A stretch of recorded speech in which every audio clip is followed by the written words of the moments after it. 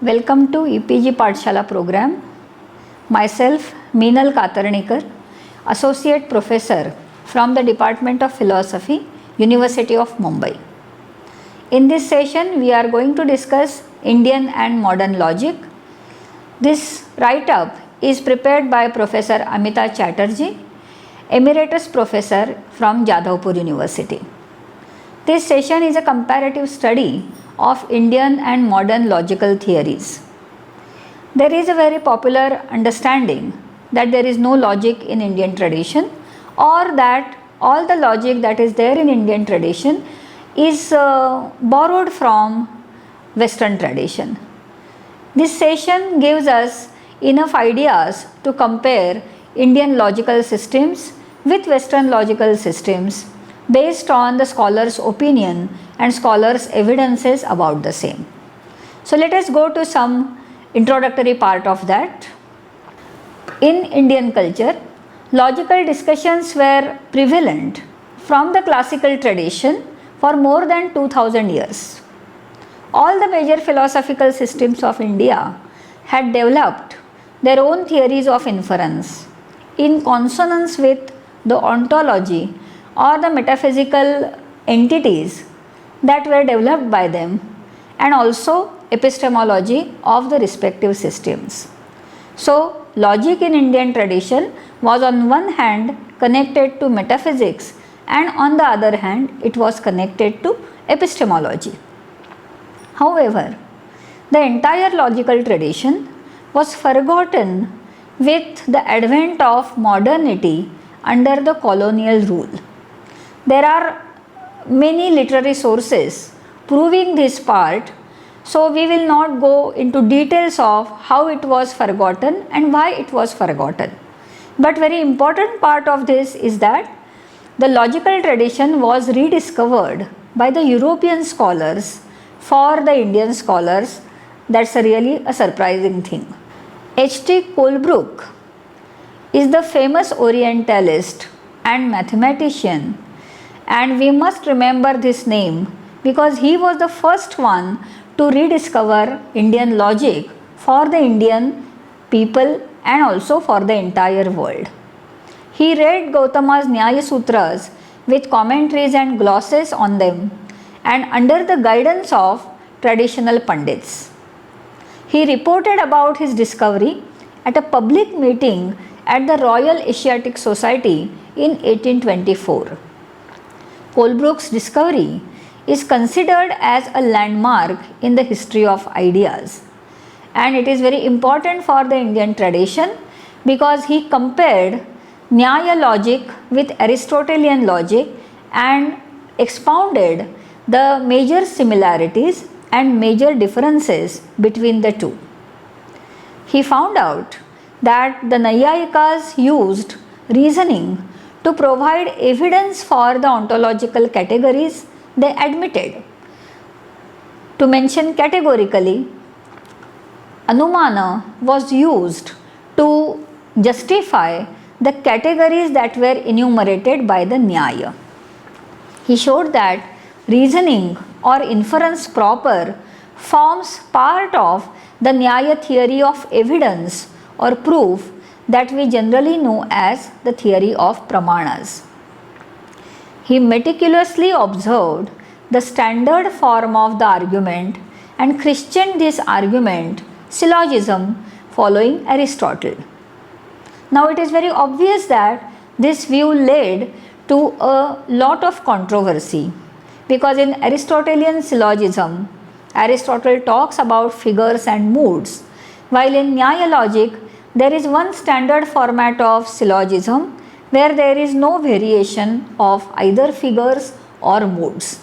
So, christening it as syllogism could be obviously debatable.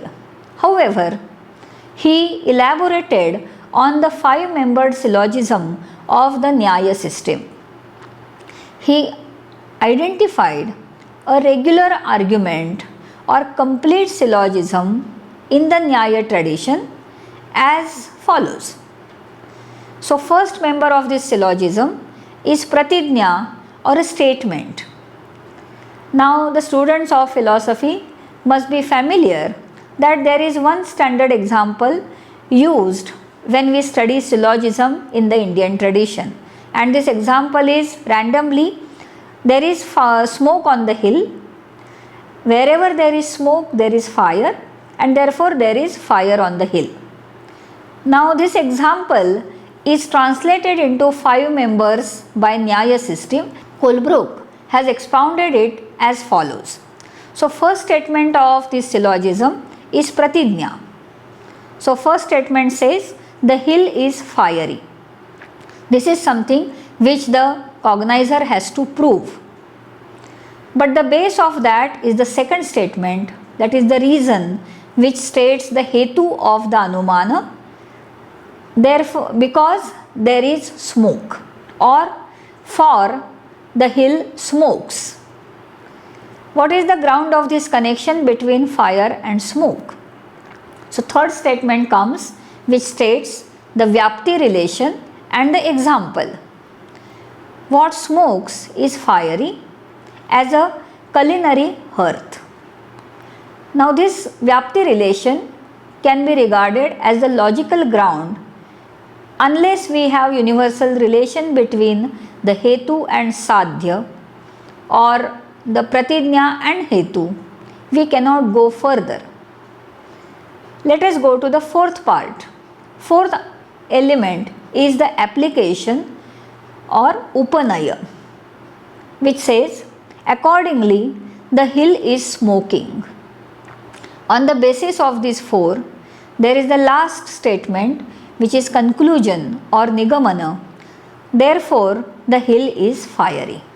Colebrooke observes here that some other schools like the followers of Mimamsa expound the syllogism with 3 members. So it is not Panchavayavi, but it confines itself to first 3 or the last 3 members. If we see categorically, in the 5-member syllogism, there could be some repetitions. For example, pratidnya and nigamana is almost common, and endorsing it again could be a very psychological necessity.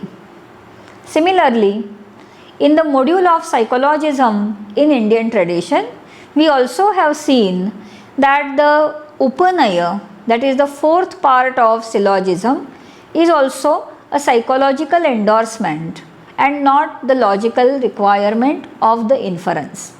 But why these 5 members are accepted by Nyaya, that we will see little later. At present, it is sufficient to say that Nyaya accepts 5-member syllogism, Mimamsa accepts 3-member syllogism, and also Buddhists accept 3-member syllogism. So let us go ahead of this. Colebrooke here gives us comparative analysis of the Nyaya argument and the Aristotelian syllogism. And he first begins with the parallels that he finds among the terms used by Nyaya and the terms used by Aristotelian logic. We are familiar with the traditional logic where middle term, minor term and the major term are used, and sign is the reason or designates the middle term. So equivalent to middle term is hetu or reason, or the sadhana, that is the instrument of proof, or linga, the sign or the mark. So in all these senses, middle term is equated to hetu or sadhana. Major term is sadhya, that means that which is to be proved or which is to be established. It is very interesting to see here that sometimes the major term is used for the minor or sadhya is used for the minor. How it happens, we will see little later. Third equivalency is between the minor term and paksha. Paksha means the locus where the sadhya is to be proved and hetu is to be perceived. So it is the common locus for sadhya and hetu. This is adopted by the later school of logic. Having adopted and developed the notion of vyapti, which means pervadedness or the being invariably accompanied by some other thing, the major term of an affirmative argument is known to be vyapaka or the pervader from its wider extension, and the middle term is known as the vyapya or pervaded. Vyapti is otherwise known to be vyapya vyapaka relation. So vyapaka pervades the vyapya. But what is the meaning of vyapti term? It is the relation of invariable concomitance between the sadhya and hetu, or it is the relation of universal pervasion between the vyapya and vyapaka. This is a very closely connected term to the universal premise in Aristotelian syllogism. So there is a very important parallel that is found out by Colebrooke. Nyaya syllogism uses the terms which are found very similar in Aristotelian syllogism, but there is also similarity between Nyaya syllogism and Mill's logic in some major aspect, and this similarity is found in the context of the vyapti relation or the statement of vyapti. When we talk about invariable concomitance, it is to be established in both the positive and negative instances. Just to quote the example, vyapti relation would be expressed as wherever there is smoke, there is fire, and opposite, wherever there is no fire, there is no smoke. So first of this, where the relation is expressed positively, it is known as anvaya, and the second type, where the relation is expressed negatively or the relation is expressed in the context of absence, it is known as vyatireka. This is closely similar to Mill's methods of agreement and difference. This reading of Colebrooke had a far-fetched effect both on the understanding of Indian logic as well as understanding of the Indian, or rather the colonized psyche vis-a-vis the Western or the colonizer's psyche. So we have the debates proceeding mainly on two lines. When we compare the Nyaya syllogism with Aristotelian syllogism, there are two main camps which give their strong opinions about this relation. It is very strange question. If Indians had logic, then from where did they get it? As if Indians could not have any original logic. And the second question is, what is the nature of Indian logic?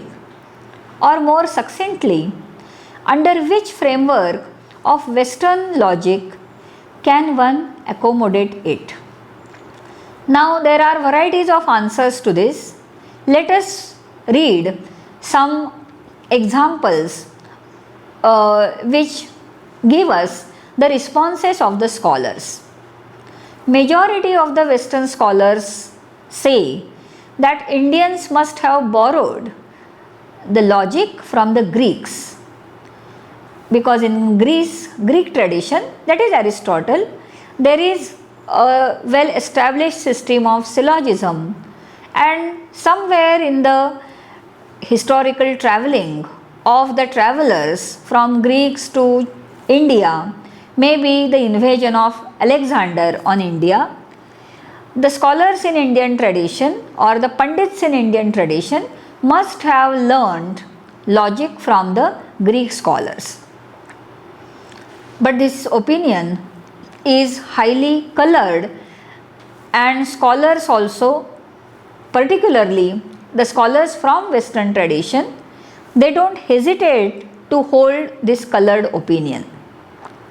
There are few scholars who thought during the Indian invasion of Alexander of Macedonia, some Greek scholars who travelled with him must have come into contact with the Brahmin scholars and carried back the seeds of logical thoughts to Greece, which were then developed to its full potential by Aristotle and the Aristotelians. So this is the opposite view, which says that Greeks must have learned logic from Indian scholars. But this is held by very few scholars, and it is not clear whether historically it has any authenticity or not. Max Muller opposed both these conjectures and maintained that it is more logical to think that Greek and Indian logic developed in parallel and independently. Is it so unlikely? Because when we talk about atomism, we have the atomism in Democritus and we have atomism in the Vaisheshika system, where it is very parallel and independently developed of each other. So it is not very unlikely about the independent development of logic. To account for the similarity between Indian and Greek logic, it is sufficient to maintain that in philosophy also there is a certain amount of truth which forms the common heirloom of all mankind and may be discovered by all the nations if they search for it with honesty and perseverance.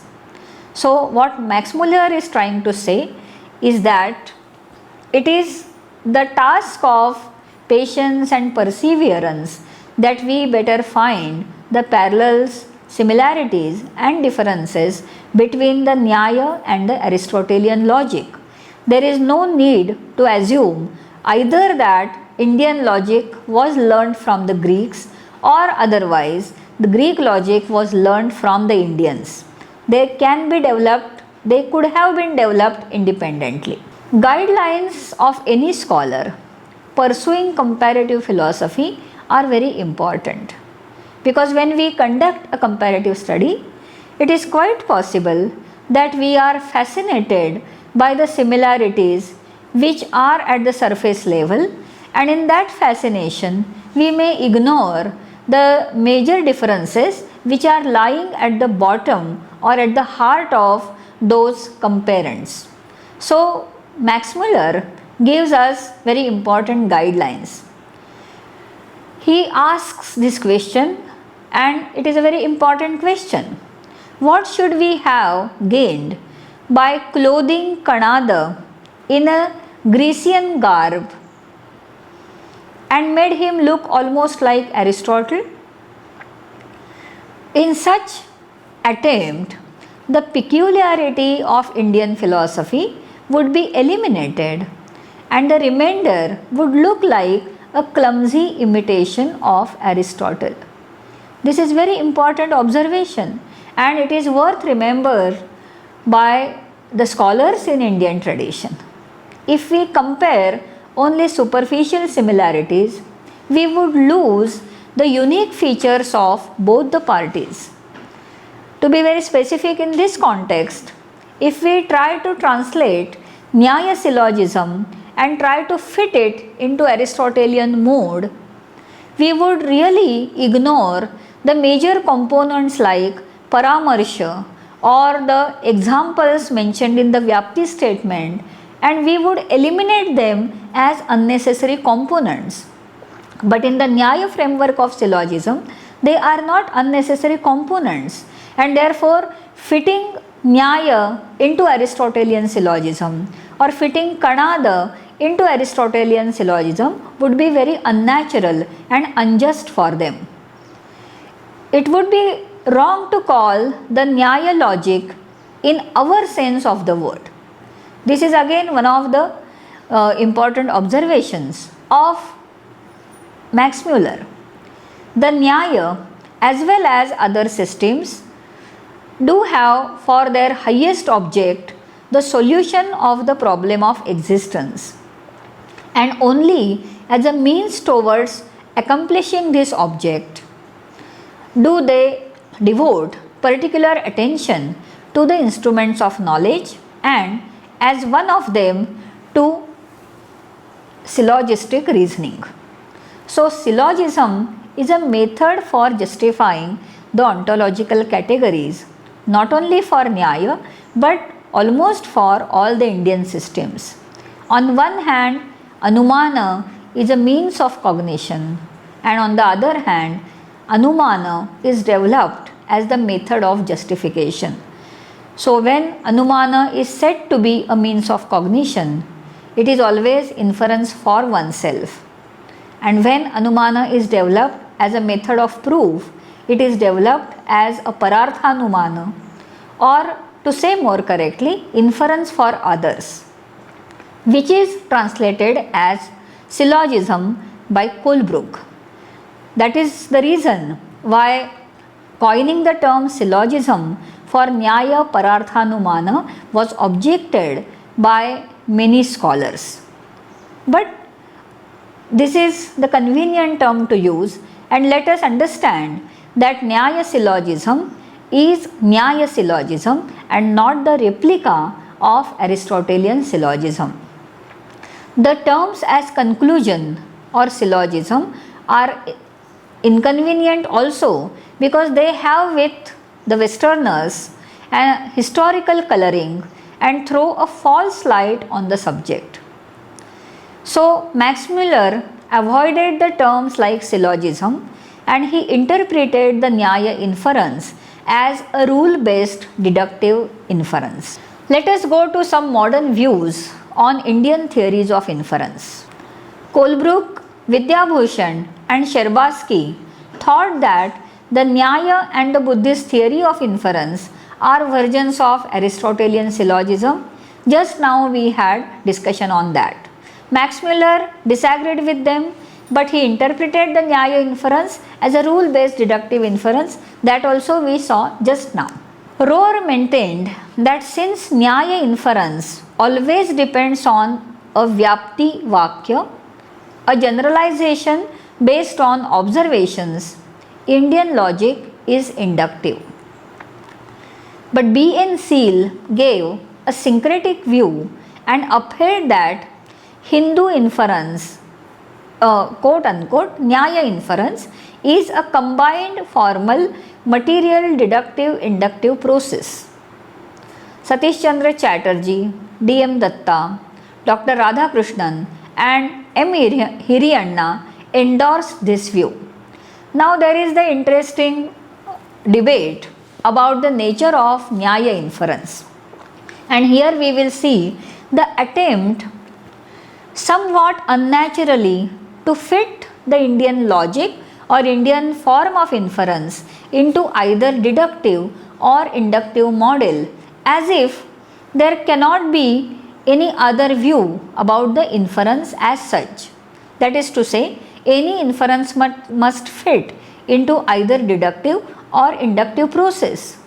But as we observe the Indian tradition, such binaries are in a way not acceptable to Indian tradition. To give some other examples, Indian epistemological tradition cannot be fit into either empiricist or rationalist tradition. There is a combination of both. In ethics, there cannot be the distinction between teleological and deontological ethics in Indian tradition because they are not strictly separating the teleology and deontology as excluding each other. So it is quite possible that when they are talking about inference, they do not want to strictly separate the deductive and inductive elements excluding each other.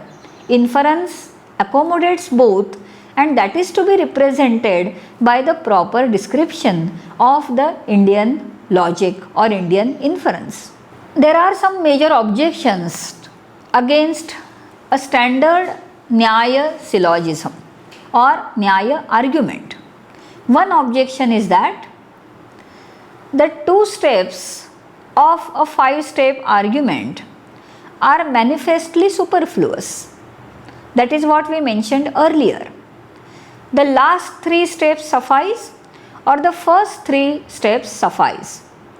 To be very specific, if the hetu of inference is mentioned and if the vyapti with examples is mentioned as the supportive statement, then the conclusion of the inference follows. There is no need of pratijna as a separate statement and conclusion or nigamana as the separate statement. They both can be accommodated in one. Another thing is the statement of paramarsha. Once paksha-dharmata of hetu is stated and when the vyapti which accommodates that hetu is stated, there is no need to show that the present hetu of the said inference is having both paksha-dharmata and vyapti. So, these two statements, statement of pratijna and statement of paramarsha, could be regarded as superfluous by some logicians. Another objection is worth considering. It says that the introduction of an example in the third step vitiates the universality of conclusion. When the third step is there, where it is said, wherever there is smoke, there is fire, maybe as in the kitchen, the mention of this example as in the kitchen may hamper the universality of the conclusion, because this vyapti relation could be just the empirical generalization and not the logical necessity. Let us see what is the response to these objections. And one thing must be stated without a mistake, that Indian logic, unlike Western logic, is not formal in nature. According to A.B. Keith, use of example or drishtanta makes it evident that Indian logicians were arguing from particular to particular, as is done in an argument by analogy. On the other hand, those who laid emphasis on the third premise, where the general rule has been established on the basis of particular observation, they took the Nyaya argument to be inductive in nature. But is it correct to even go with this observation? No doubt, Indian inference is arguing from particular to particular, but this process is going through the inductive statement.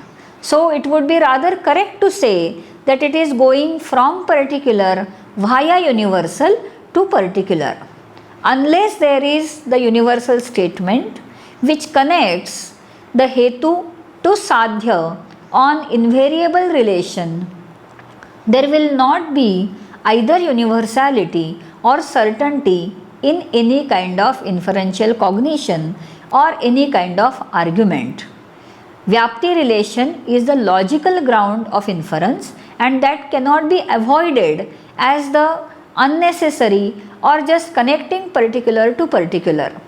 If it would have been superfluous, inference would be very close to a cognition called an upamana.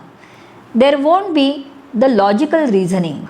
So, one must be little careful about these observations of the Western scholars. H.N. Randall says, the Nyaya argument containing two examples, one positive and one negative, can be split into two separate syllogisms, one having the form Barbara and another Caesare. Hence, one of these syllogisms is unnecessary and two examples are superfluous. But we have seen earlier that the Vyapti relation as expounded by Nyaya is relevant in both Anvaya and Vyatireka. It is for the presence or invariable presence of the Sadhya and Hetu, as well as invariable absence of the Sadhya and Hetu, and therefore it is not so strictly unnecessary or superfluous. In Aristotelian syllogism, we have different argument forms, but in the Indian logic, all arguments can be represented either as Barbara or Cesare, and that suffices to bring out that poverty of Indian logic. Is it a poverty of Indian logic, or is it a special feature of Indian logic? That will be decided by going to really the nature of Indian logic without comparing that to Aristotelian syllogism. J.R. Ballantyne, who is the Indologist, defends Nyaya argument as follows. According to him, Nyaya argument should not be construed as an impoverished syllogism.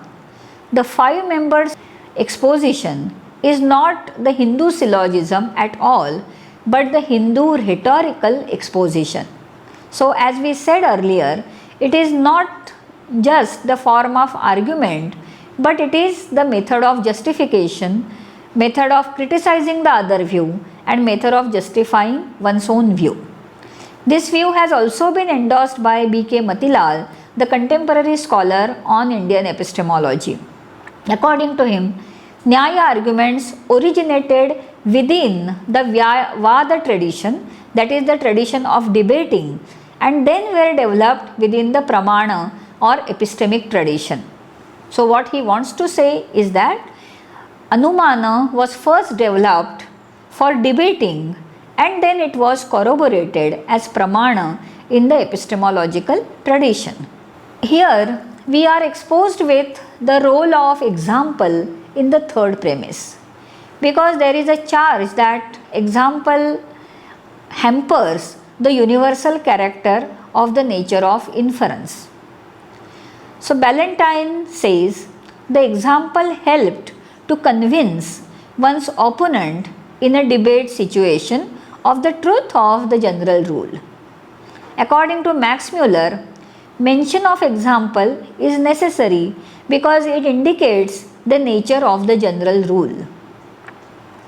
According to Rohr, an example provides the inductive confirmation of the general premise, and the soundness of the inference depends on the truth of the general premise. This is a very important feature of Indian logic, and it is showing that there is no impoverishment in the Indian logical tradition, but it has its own unique tradition. A syllogism in the Western tradition can be valid without being sound. So there is a difference between validity and soundness of syllogism, and as such there is no rule that they should go hand in hand. But in the Indian tradition, syllogism can be sound only if it is valid, and if it is valid only if it is sound. So validity and soundness often go hand in hand in the Indian tradition. This is because this is a synthesis of the method of argumentation and the method of cognition. One of the features for the method of argumentation is that it must be valid, and one of the features for the method of cognition is that it must be true. In inference, we see the synthesis of validity or formal condition of the inference and the material condition of the inference, and this is the salient feature of Indian logic. Stanislaw Schayer pointed out that Nyaya argument can be framed within the first order of predicate logic. This was the discovery for the first time, and according to him, the Nyaya argument should rather be interpreted within the predicate logic of the first order. He symbolized the 5-step argument as follows. Thesis: there is fire on A, where A stands for the mountain. So the first statement is FA. Second is the reason: there is smoke on A, so it is GA. Third statement is the statement of pervasion. For every locus X, if there is smoke in X, then there is fire in X.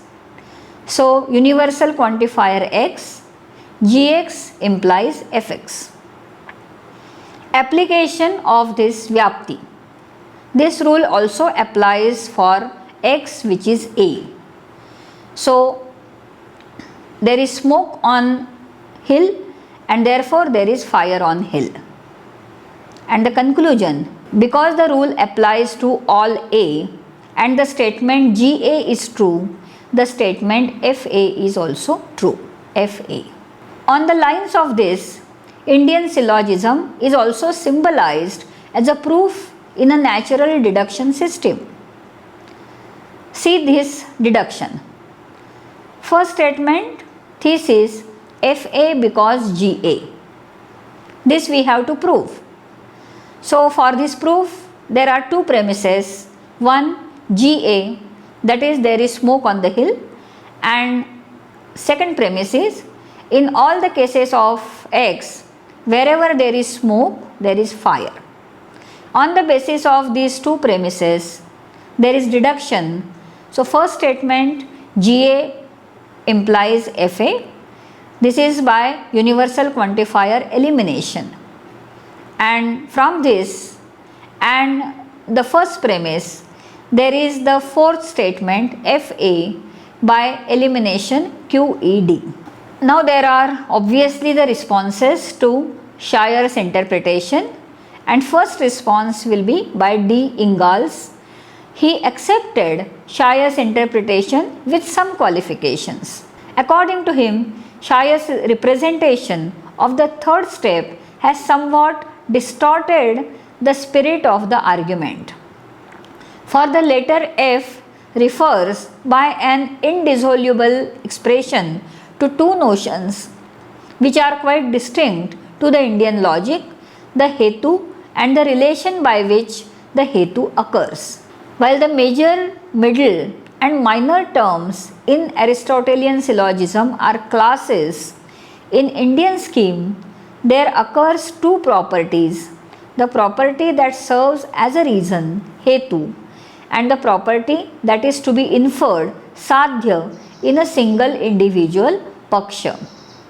The salience of this point was understood by Stoll, Shibajivan Bhattacharya and B.K. Matilal, and they developed their interpretations along these lines. So, another response to Shire's interpretation is by Boshinsky. He remarked, first, the Indian syllogism is not a thesis but a rule, like the Stoic and Scholastic syllogisms. Secondly, structurally, it is Occamist rather than Aristotelian, since the reason always corresponds to a singular proposition. And thirdly, yet the formulation rather suggests a formula of modern mathematical logic than an Occamist syllogism, namely, for all x, if x is A, then x is B, but A is A, therefore A is B. Fourthly, according to him, the Indian formula also contains an express justification of the major premises. In this respect, there seems to be a difference between the classic Nyaya logicians and the Tarka Sangraha.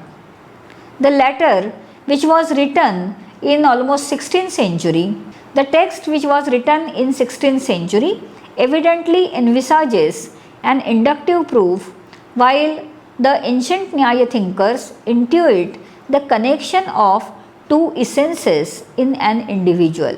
Lastly, according to him, it should be evident that we are still in a logic of terms.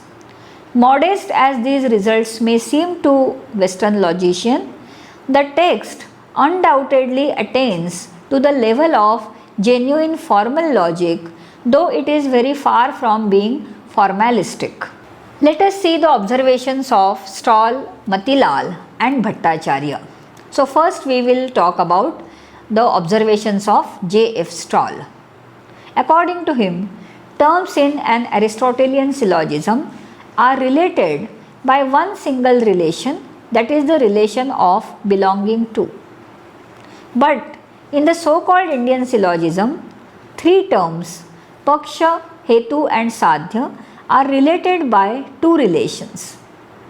The relation between reason and the thing to be inferred, that is Hetu and Sadhya, is that of pervasion, that is Vyapti relation, while the relation of both these terms with the locus of the argument is that of occurrence, that is Pakshadharmata.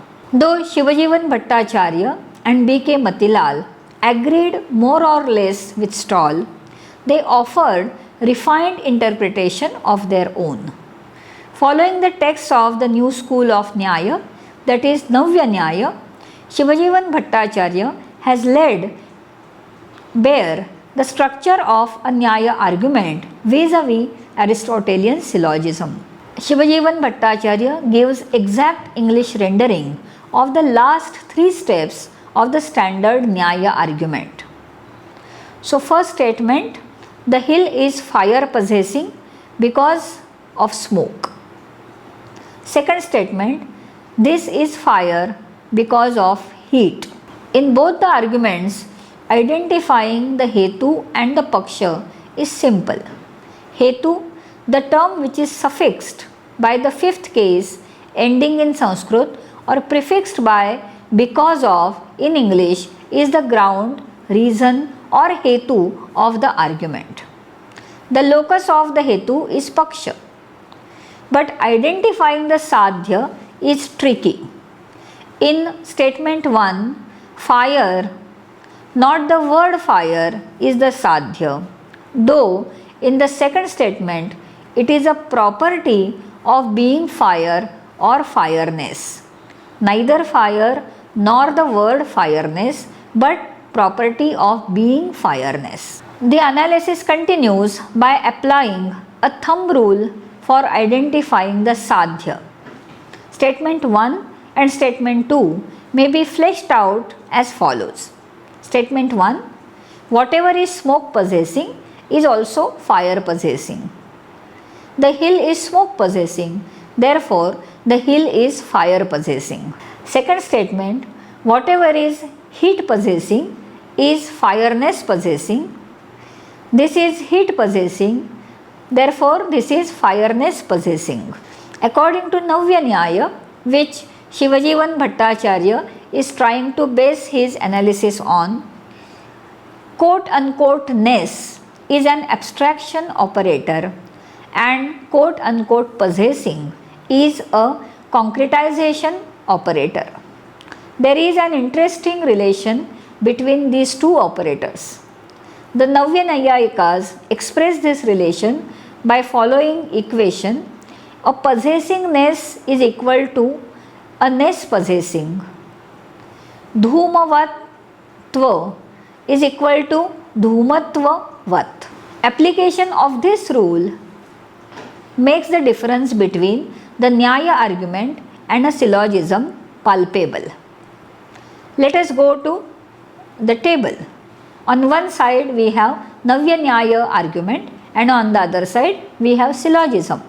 So first statement in Navya Nyaya argument, whatever possesses humanity possesses mortality. Second statement, Socrates possesses humanity and therefore Socrates possesses mortality. This is Navya Nyaya expansion. Now let us see syllogism. All men are mortal. Socrates is a man and therefore Socrates is mortal. It is evident that three terms in the Navya Nyaya argument are humanity, mortality and Socrates, while in the syllogism three terms are man, mortal and Socrates. Another important difference between the Nyaya argument and syllogism is that while in syllogism the major and the minor premise together necessarily imply the conclusion, in a Nyaya argument a third premise is required as a necessary condition to arrive at the conclusion. Against the Mimamsakas, the Naiyayikas point out that the third premise is not a conjunction of the first and second premise. The necessity of introducing the third premise becomes obvious if we look at the generalized form of the premises. Premise 1, something is pervaded by fire. Premise 2, the hill possesses something. And therefore, conclusion, therefore the hill possesses fire. According to Naiyayikas, the third premise is both necessary and sufficient for deriving the conclusion. It is therefore evident that the Nyaya argument should not be interpreted either as a syllogism or as an argument of the modern predicate logic. According to B.K. Matilal, no Indian philosophical system, unlike Western logic, takes a purely formal approach to inference or inferential knowledge. While the mainstream Western logic primarily developed as a deduction-centric discipline and revolved around the consequence relation, logic in India has been mainly pervasion or vyapti-centric. In Indian theories of inference, the relation between premise and conclusion is viewed not as an abstract logical relation but as a psycho-cognitive relation of causal sequence. However, here psychologism never led to subjectivism. All Indian logicians adopted a grammar-based model of logical analysis, while in Western logic, the geometrico-mathematical model is in use. Western formal logic is extensional. Indian logic, it has been said, is basically logic of properties and hence intentional. Keeping these features in mind, modern interpreters of Indian logic are trying to understand the Nyaya, the Buddhist and the Jaina arguments in various different ways going beyond the frame of first order logic. So, we have tried to do the comparative analysis between Nyaya syllogism and Aristotelian syllogism. Yeah, we are aware that the word syllogism is not very appropriate for Nyaya, but still the two forms of inferences have been studied with the help of ancient and modern and contemporary scholars. To know more about it, it is advisable to read the write-up and also refer to the original sources which are mentioned at the end of write-up. Thank you.